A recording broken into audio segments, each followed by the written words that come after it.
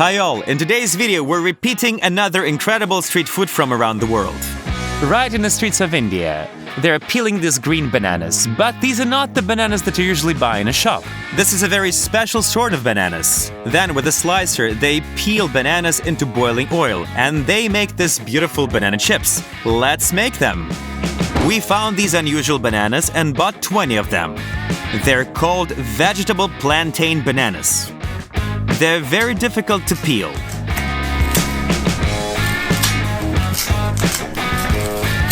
You need to make a couple of cuts with a knife lengthwise. That's a lot easier.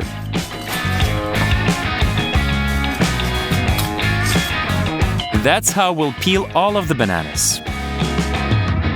Then we transfer them to a tray and take them outside.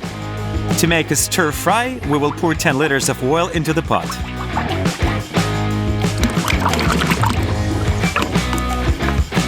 Looks like we don't have much wood left. Let's light more coals.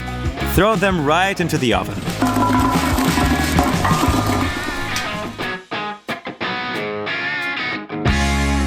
We can add a couple of logs in.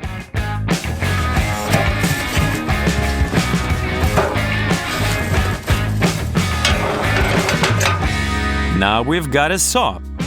When the oil is hot, we take a couple of bananas and grate them right into the pot.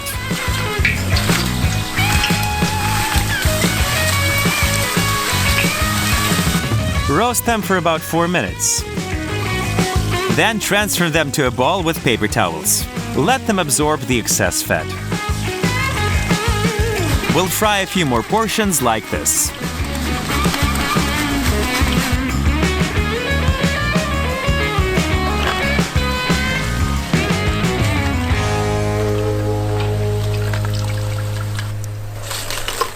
We've ended up with this big bowl of banana chips. We can transfer them to a paper plate.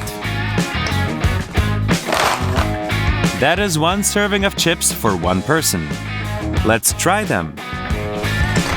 These are very interesting chips. I thought they'd be sweet. It's a banana after all. But they taste like potato chips with an unusual aftertaste. It's pretty funny. The next type of street food we have is from the United States. They cut huge onions with a special machine. Then they are breaded and fried in a deep fryer. It's all served with a sauce in the middle. Let's try to make this onion roast, especially since the fryer is still hot. We take 2 bowls. Pour the flour into the larger one. Then we add smoked paprika, freshly ground hot pepper, ground chili pepper, dried garlic, herbs, and salt. The dry mixture should be well mixed so that all of the spices are evenly dispersed. In the second one, we break 2 eggs.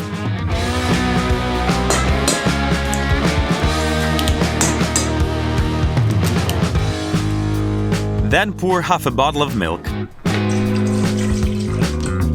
Stir with a whisk. Now we need a big onion. Cut off the tail. Cut all of the dirt from the root. But make sure the root stays. It will hold our onion head. We make a small incision and peel the onion from the husk. That's it. The onion is peeled. Now from top to bottom we make an incision just a little bit short of end. Make 1 more overlap. And then another. And another. In total, you have to make 16 cuts. Carefully open the bulb so you get a semblance of a flower. Done. We put it in hot water and boil it literally for a minute. Thanks to this, the onion will get out the very unpleasant smell, which few people like. That's it. Take out the onion and put the flour and spices. Roll it in the flour. Be sure to put breading on each onion layer. Then, we'll let it bathe in eggs and milk. And 1 last time in breading.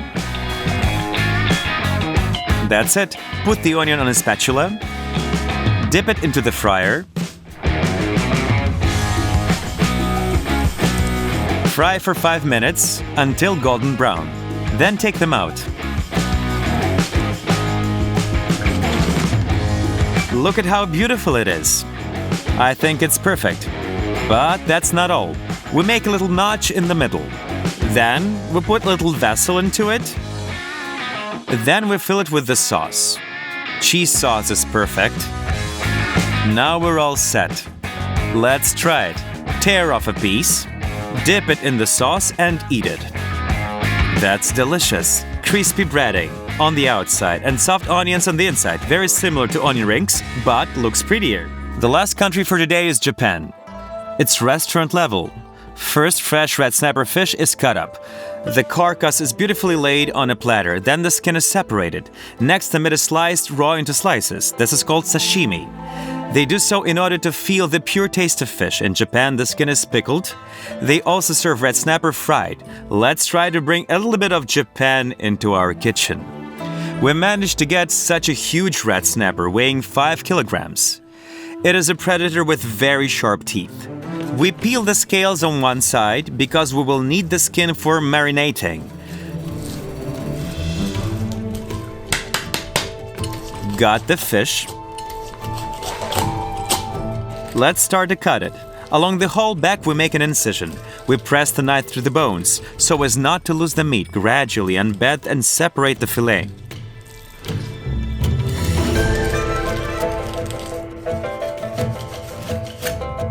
Drill the knife under the front fin and behind the head. Cut off the dorsal part. For the ribs, you need a bigger knife.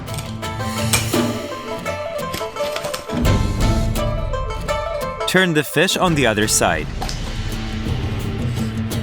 We separate another fillet.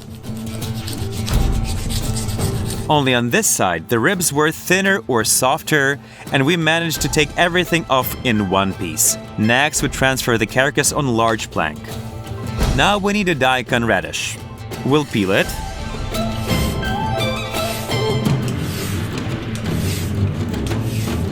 Then we cut 2 pieces, stick skewers in them, and prop up the tail and head with the snapper with it. Then slice the rest of lettuce and cut the rest of the salad. And scatter it nicely around the fish. Grate the daikon radish on a coarse grater. And then scatter it on a board.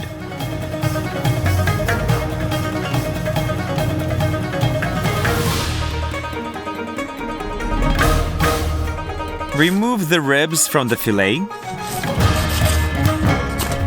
The clean fillet is divided into 2 parts.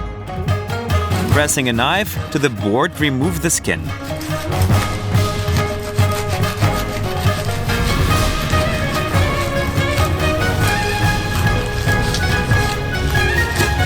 That is how we get such clean slices. We'll cut them into sashimi. To make it easier, we'll freeze these pieces. For now, let's remove the skin without scales. This is how we get a thin, clean skin. Then we cut it into strips. Dip it into boiling water for 2 minutes. After that, we cut it into squares.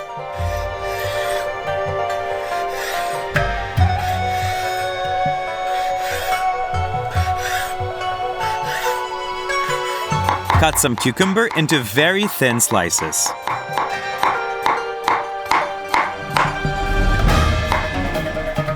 Then put it in a bowl, and the radish daikon. Pieces of skin. Then pour soy sauce. Chop micro onions and sprinkle them on top. Put everything next to the fish. Now the fish fillet is a little frozen. Time to slice them into sashimi.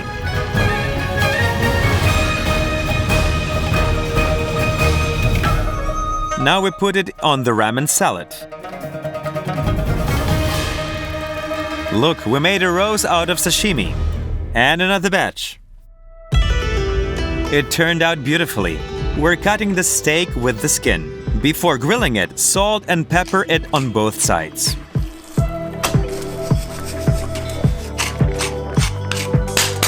The whole piece should be dipped in flour. Put the skillet on the stove. Pour in some olive oil and the red snapper fillet. After 2 minutes, flip them. 2 minutes more, and on the second side, fry the ends. The steak is ready. We'll lay it by the head of the fish. But that's not all. Take a small bowl. Add half of a teaspoon of honey, olive oil, and soy sauce. Mix well. Now grease the fish steak. All what remains is to sprinkle it with some sesame seeds. We need another bowl for the soy sauce. Now we have to mix the wasabi powder with water. Look at the cube we made. Now we add it into our composition. The platter of red snapper fish is ready. It turned out very beautifully. When you put it all together, you don't just feel like a chef, but a real artist. Okay, let's taste it. Sashimi first. We dip it into soy sauce and some wasabi and taste it. That sort of salty, spicy sea freshness of fish in your mouth. Very tasty. We can taste the marinated skin now. The skin has a rich, sweet, salty flavor, very similar to eel in rolls. Finally, the fish steak. This flavor is probably the most familiar of all. Very tasty. And if you want us to make some more unusual street food, please give us a like. As soon as we reach 250K, we'll make a new video in this section. Let me know in the comments, are you a fan of raw fish in your rolls? Or not? Subscribe to the channel and share the video with your friends. Bye everyone!